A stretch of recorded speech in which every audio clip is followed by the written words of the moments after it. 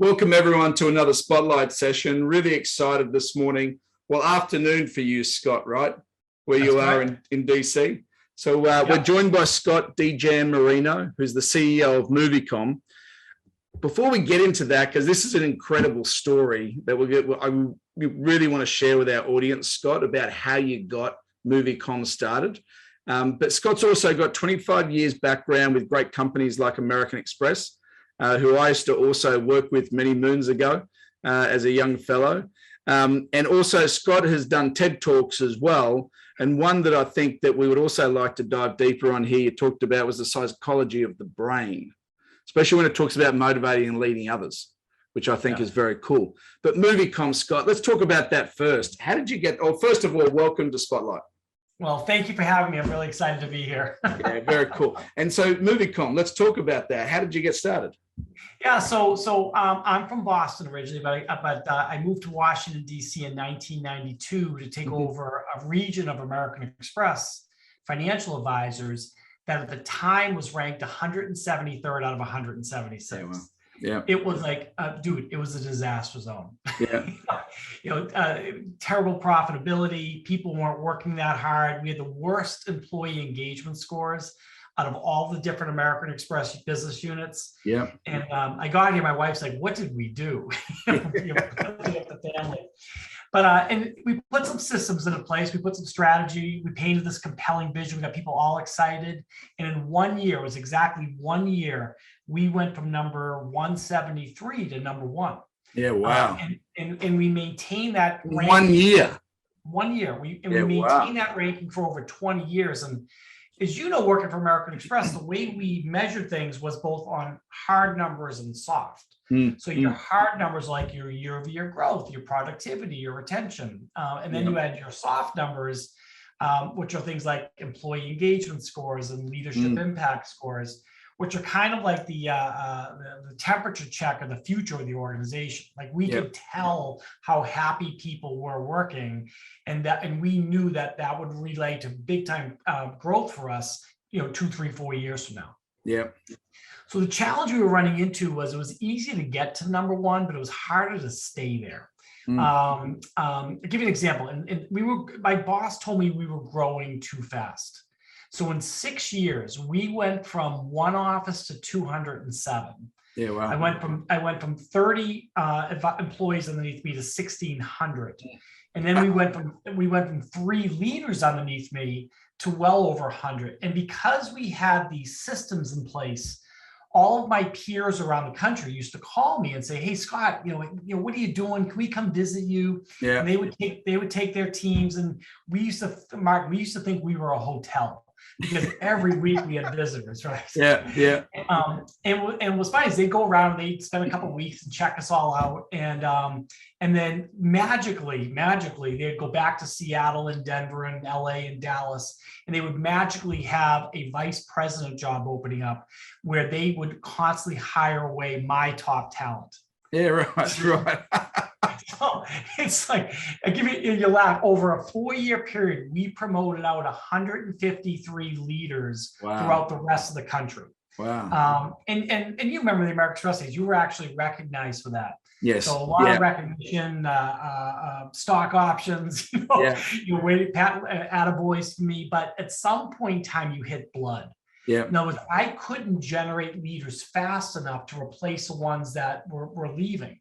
Yeah. So my leaders were getting younger and younger. So that was challenge one. Challenge two is that we hired right out of college back in the day. Right. And we didn't know it then, but we know it now. It was the beginning of the millennial generation. And we used to teach these classes 3 hours a day for 3 or 4 days a week. And in the old days, people would laugh at my jokes. They'd laugh at my stories. After a while, they started I saw them starting to tune me out. Yeah. I don't know if you've ever run into this. And I found myself constantly looking for new ways, new materials to get these guys' attention. Yeah. And to motivate them and inspire them. And because the younger generation had a lesser attention span. Yeah. They couldn't sit in a room for 3 hours anymore. They wanted short video and they wanted to be entertained while they learned. Yes. Yeah. And then the last challenge I was having was, as you grow in an organization, you create this bell curve, especially in a sales organization. So we had 10% of the people that were just rock stars. Yeah. And then we had 10% of the people that were probably in the wrong job. Yep. And then we had everybody else in the middle. And we realized quickly that if we could move the middle section just this much in the right direction, it's called factorial. Yeah. It would have a major impact on profitability. The challenge we were running into is that 80% of people in the middle worked really hard, great intent, but they felt stuck. Yeah. And you can look at people's eyes sometimes. You can just see that they started to check out a little bit, or maybe they started losing hope because they weren't able to move as fast as, say, the top 10%. Yeah. So we knew that if we didn't do something different, we would lose 10, 20 years of goodwill that we had built up, because people just, people weren't as engaged as much. Yes. Yeah.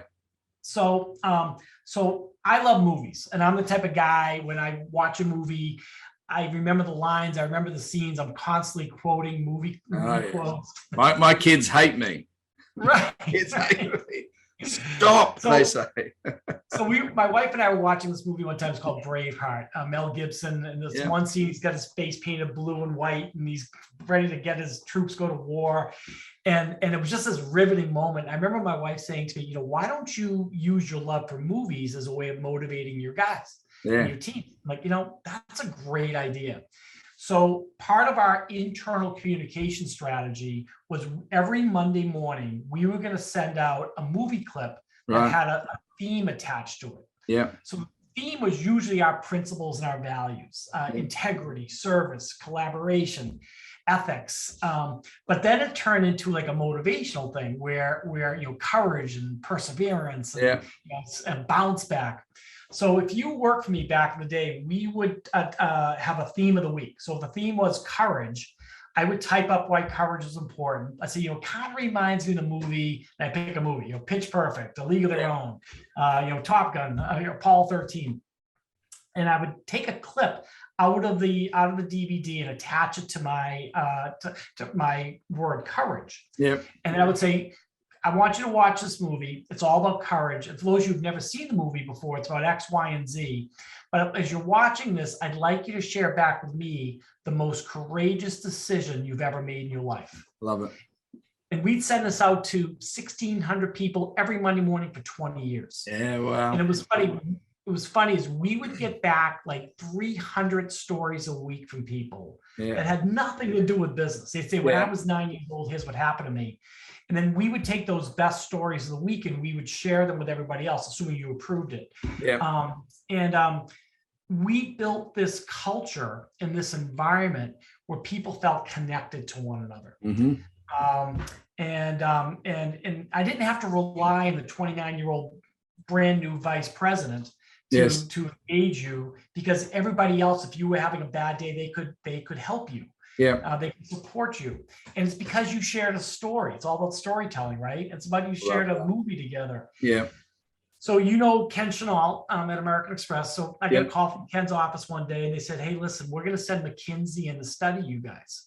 And back in Amex days, we spent billions of dollars in McKinsey, which is the largest consulting firm in the world. And McKinsey came in and they spent 6 weeks. They created that report, and inside the report was this whole section on our culture and our environment. Mm-hmm. And what they said was that this storytelling culture that we built, that was supported by these iconic movie clips, was kind of the talk of the town. It was kind of our secret sauce. Yeah.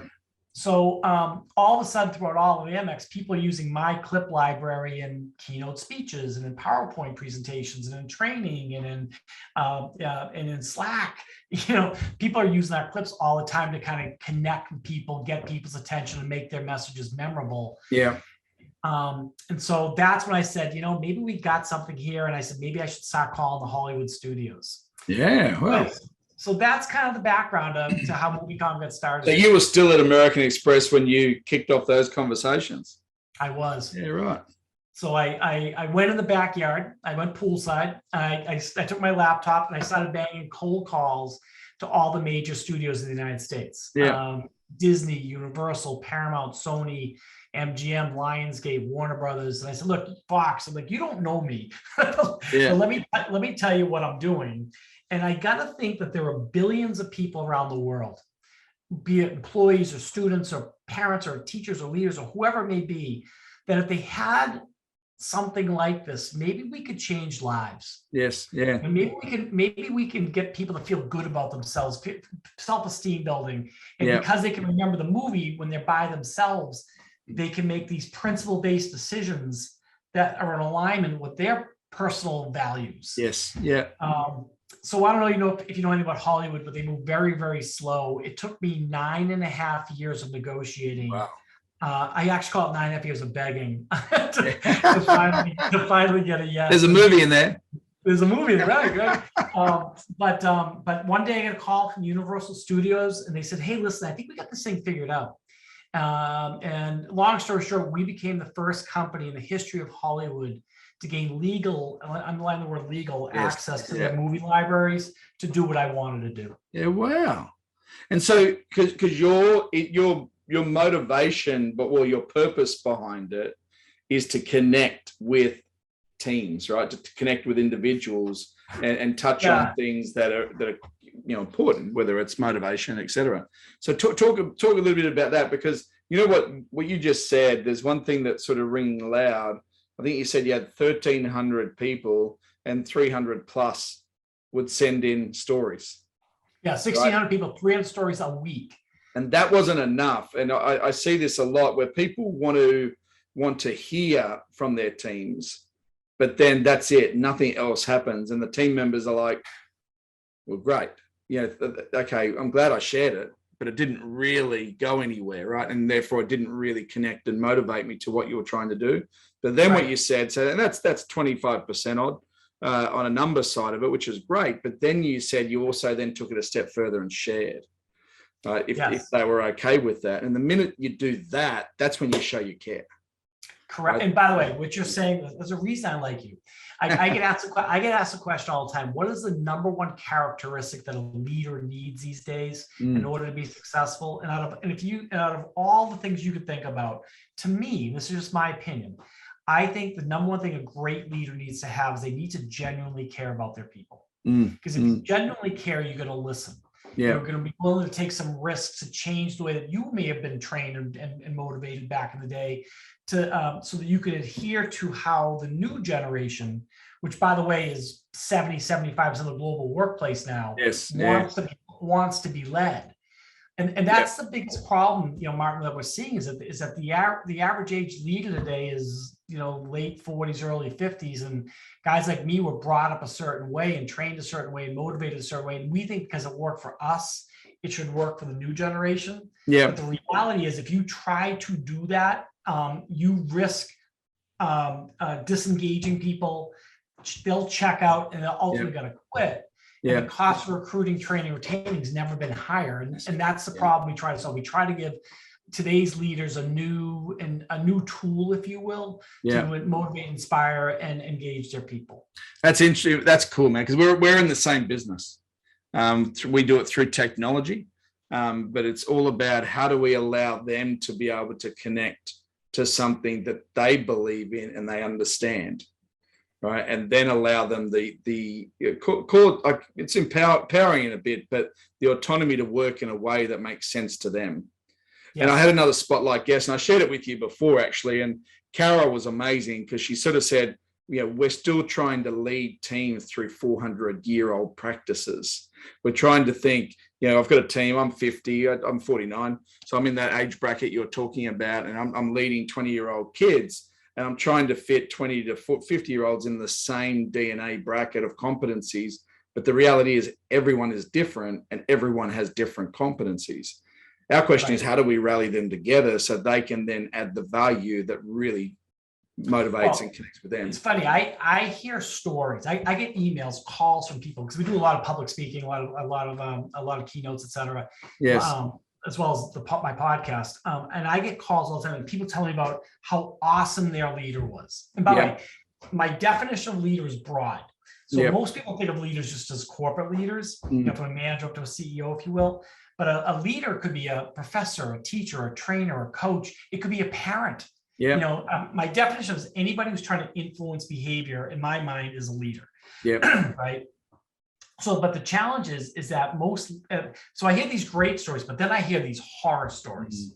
Like, oh my God, I can't believe they just said that to you. Oh my God, I can't believe they just did that to you. And what we're finding is a lot of companies are cutting back on leadership training, leadership fundamentals. And when that happens, people are just getting a leader job just because they hung tough long enough. They were just there long enough. And a lot of leaders today need new and innovative tools as a way of connecting with this new and growing and talented generation of employees. And so let's sort of look at what would be a classic example for you talking to a leader. Because you talked about your challenges early that you were having when you were 160 odd, et cetera, down to number one. So when you're connecting with your clients, your customers, what are typically some of the problems that are being raised? It's interesting. Our target market when we first launched MovieCon was leaders that have been in the job more than 3 years with the same audience. Right. And the reason that we targeted that is because the audience has heard all your stories. They can finish your sentences. They've heard the jokes. They go, but after a while they start going, oh, there goes Martin again. That's exactly what happened. Story number 48. That's awesome. Right? And then we had one more element to that, and it was organizations that were decentralized. Right. This is pre-COVID. Okay. Because the reason decentralized was important at the time was it's hard for leaders as their scopes expand. Okay, as you get more and more people underneath you. It's harder to engage people because let's say I'm in Washington, D.C. and I have to go back home to Boston. And I got a team up there. I go up there, I give a speech, I shake some hands, I kiss some babies, and I'm off to Connecticut or wherever, New York, wherever I need to go. It's just much more challenging to make an impact when you're running things that way. And then when COVID hit and Zoom became, the place to go, for our clients, it's interesting is that they're actually subscribing to MovieCon to spice up their Zoom meetings. Yeah, right. Yeah, I like it. I like it. Kick it off, maybe every 15 to 20 minutes or to end strong. So this whole Zoom thing has actually been beneficial to us because it's a way of teeing things up and making it more entertaining. I was going to say, the second thing we're seeing with our clients is they're people that believe in the impact of human capital, which is all about, I believe in the potential of people. This is kind of my why. You and I were talking about why before. So my why is all, and this may sound corny to you, but I believe in people's potential. I believe that anybody out there can do incredible things, whether it's personally or professionally, right? But I also believe that it takes great leadership to help people tap into that potential. So if you're at a university and you have a great professor, they're gonna help you strive to study harder. Which is good. If you're at a sales organization and you have activity measurements you have to have, and you have a motivational leader and you're having a bad day, he or she can motivate you enough to make those extra dials. Visionary leadership. You and I worked with one of the best ones in the world on the Ken Chenault and American Express back in the day. I agree. And so that's the big thing is if you believe in human capital, you have to measure that somehow. So one of the ways that we measure that, as you know, back in the day was through employee engagement scores. So our organizations, if you see your employee engagement going up, we knew back in the day that for every 1% increase in engagement was equivalent to XYZ dollars in profitability. Because of the long tail of what happens when people are engaged. So that's the second thing we look for. And then the third thing we look for is for leaders to develop other leaders. Okay. Again, to your point earlier, there's people are focused on the old stuff like situational leadership and mapping a message and, all the stuff that you and I grew up with, which is still relevant and important. But with this new generation, you have to understand that they think differently, act differently, want to be engaged differently. And if you don't adapt, they're out of here. So versus the other way around, most people think that the employees need to adapt to the leader. It's just the other way around. Yeah, no, it's a really good point. What I'm curious about, because I actually had some other questions that I was keen to go and have a chat to you about, but what I'm very curious about, when we talk about the current generation, we could next gen, now gen, etc. How do they go with the older movies? That's a really good point. Yeah. So right now it's funny. We have about 7,000 clips in our library at Movie Hub. Okay. Yeah. And they range from about half of them are what we call micro clips. So a micro clip's like a talking GIF. You know, the famous movie, You Can't Handle the Truth, Failure's Not an Option, Heavy and Low, right? Oh, yeah, you got, and the other ones are, yeah. Right. The other one's like a 1 to 3 minute scene, if you will, that we have trimmers on that you can trim it down if you wanted to. Yeah. But 80% of our movies are relatively new. Right. They came out in the last 5 or 10 years, right? Yeah. But 20% will go back into the 90s and 80s, if you will. Yes. Yeah. So, and every month, we get a list from our studio partners saying, here's the new movies that just came out. Do you want them? Yes. So we actually have a team that will actually, believe it or not, just all they do is watch movies. Yes.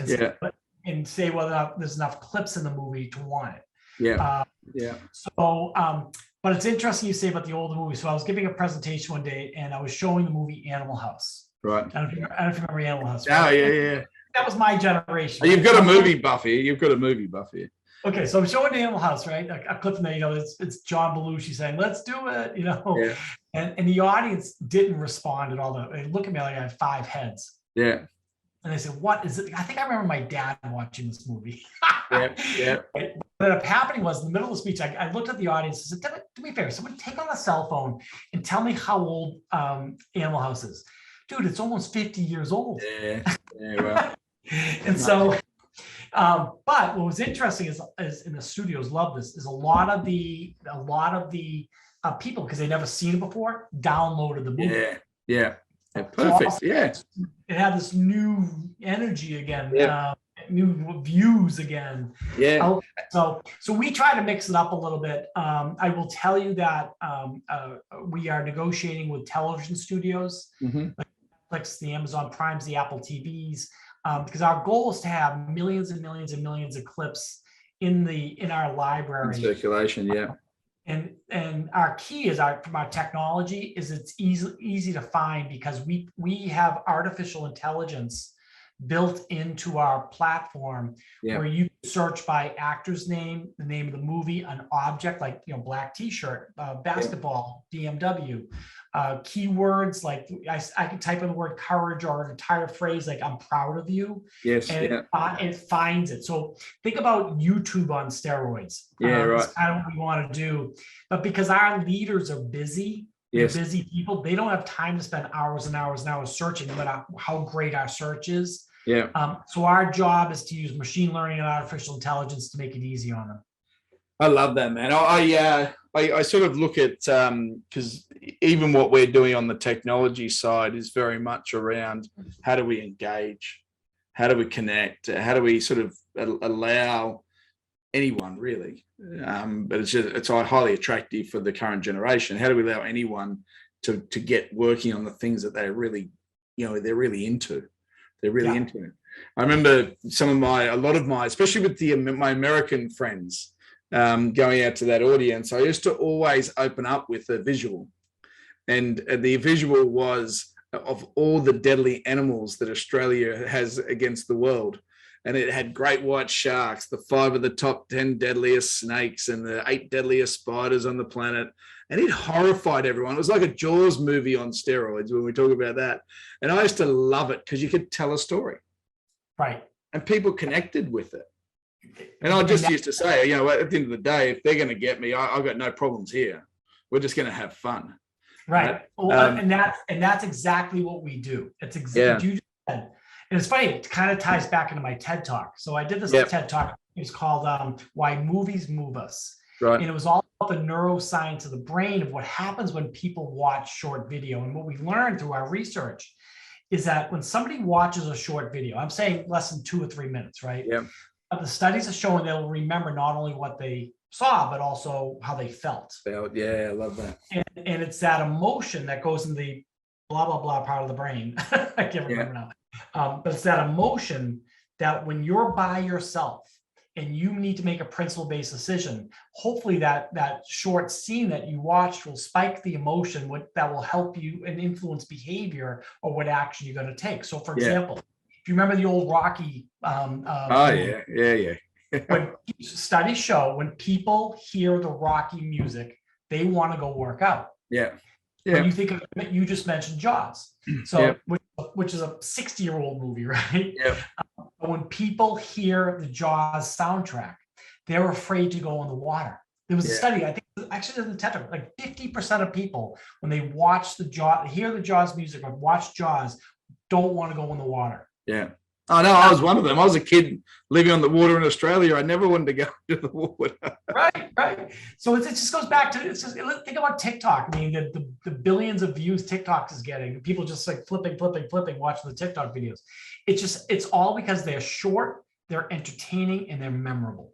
Yeah, I love that. Actually, because we've got to continue this conversation, because even in setting up the tone of the company within our technology, we actually have animation. So we work on the base of the CEO can give the message through voice and not through just words. Yep. You also talked about, which I really liked, because we're still working, even in the last 24 hours, the current variant of coronavirus is putting everyone back on alert outside the fact that it's still living and breathing with us. I remember in 2013, the most inspirational leader I've ever worked with, Rajiv Singh. And I remember saying to him, he did what you were talking about. You'd fly to all the different destinations, shake hands, and he was motivational, like Ken. Like people would just gravitate towards him and they would get energized and, boom. And I said to him, what happens tomorrow when you leave? And he goes, what do you mean? And I said, well, that person may get motivated. It was a pretty serious conversation, but it was just triggering me when we were having those Christmas drinks. That person may get motivated for one day. That person may get motivated for 6 months. That person may get motivated never. But how do you lead when you're not in the room? So it's so funny you say that because I experienced the exact same thing. So if someone comes in to give a presentation, you're pretty fired up for 48 hours, maybe if you're lucky, 72 hours if you're lucky. And then all that emotion is lost. So one of the use cases for MovieCom is, let's say the CEO had 10 points they were making. Here are the top 10 things I want you to leave. Yeah. They can actually go on MovieCom. They could film themselves talking about point number 1 or point number 2 or point number 3, maybe for 30 seconds. Yeah. Guys, remember we talked about integrity? Remember we talked about service? Take a look and they'll tell why service is important. They'll say, take a look at this movie clip from Meet the Parents, and you know exactly the type of service we're talking about.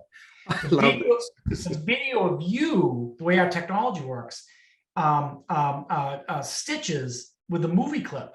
So it goes you in the movie clip on a URL or an embed code. Yeah. And they send that out every Monday morning as a motivational internal drip email campaign to keep the messages alive. And because it's attached to a movie clip, the audience is much more apt to remember it. So that's one of the use cases that leaders use MovieCom for. Yeah, well, and that's my brain. I'm just thinking that there's a lot of social power in what you're talking about, and how to give a message, how to connect with audiences, and that sort of stuff. I love also the fact that what you said, when people do see it of all generations, it doesn't matter. It could be a current clip that I haven't seen, and I will go want to watch that movie, right? Just that, the power of that is incredible. So the reason, one of the reasons that we're a fan favorite of the Hollywood studios is sometimes you have a B movie that never really made it big in the movie theaters or online or whatever, that has A-rated clips. Yeah. So an example of this, there's this great movie out there called Accepted, which I love. And it's all about a bunch of high school kids who could never get into college, so they built their own college. Yeah, right. It has some great leadership moments. That is awesome. Great moments. There's another one called Pitch Perfect. I don't know if you ever seen Pitch Perfect before. Yeah. The female a cappella clubs. Yeah. 3 of them that were made. great moments in those movies. So it's fun for us to watch the movies, find the clips. People send us clips all the time. Yeah. So going back to the social aspect of it.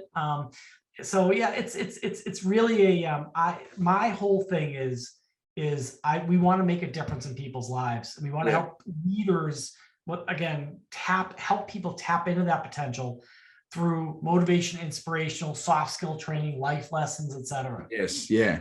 Hey, well, let's do this, because you and I could talk forever. Let's do this. Finish off with your podcast. Talk a bit about that, because the one thing I was curious about it, you sort of started with an audience in mind, and then it opened up to a whole different audience as well. So let's wrap up by talking about that. Yeah. So my background is leadership. Climbed the corporate ladder, Fortune 50 company. So I kind of know that like the back of my hand. And I've seen great leaders and I've seen terrible leaders, right? And so that my plan was to help them, because that was my wheelhouse. But as I mentioned earlier, we started getting these phone calls from professors and teachers saying, listen, I've got a younger audience and I'm trying to engage them, especially because of COVID, when professors and educators had to be on Zoom. And they were doing, 70-minute classes, 3 a day. And they used to call me, they say, I'm spent. I'm just exhausted. I can't, I have to be on all the time. It's just hard. So that became an audience for us. And then we started getting calls from e-learning companies, corporate e-learning, higher ed e-learning, K through 12 e-learning, that wanted to build learning modules around our clips because there's so many lessons in them. And then there's a whole consumer play for us, a big social play for us. So we're talking about that. So we have so many different applications for what we can do, but for us, we need to focus. Yes. If we try to be all people, we're never going to make it, right? So right now, our big three are leaders, as I mentioned before, educators, and then we're doing work on the e-learning space. Yeah, I love that. And the name of the podcast? Oh, my podcast is called Inspirational Motivational Leadership. Yeah, I love it. All right. That's cool, man. Hey, Scott, thank you very much, buddy. It's a real pleasure to talk to you, because we have a lot of commonalities of how do we embrace and harness and empower the people that we work with. And you remind me of a lot of good leaders who are actually still very close friends of mine 27 years later that I worked with at American Express. And some are still there. And some have gone on to have amazing careers, but I just remember the power of how we were together in the moment to be able to actually create something special. And it was one of the greatest experiences of my life, but I can see why. And your story is just incredible as a leader. And now you're sharing it in different ways. It's just brilliant. Well, I appreciate it, Marlon. Anything I can do for you, let me know, but I really appreciate the time and having me on the show. Yeah, no, fantastic, Scott. Thank you very much. All right, enjoy.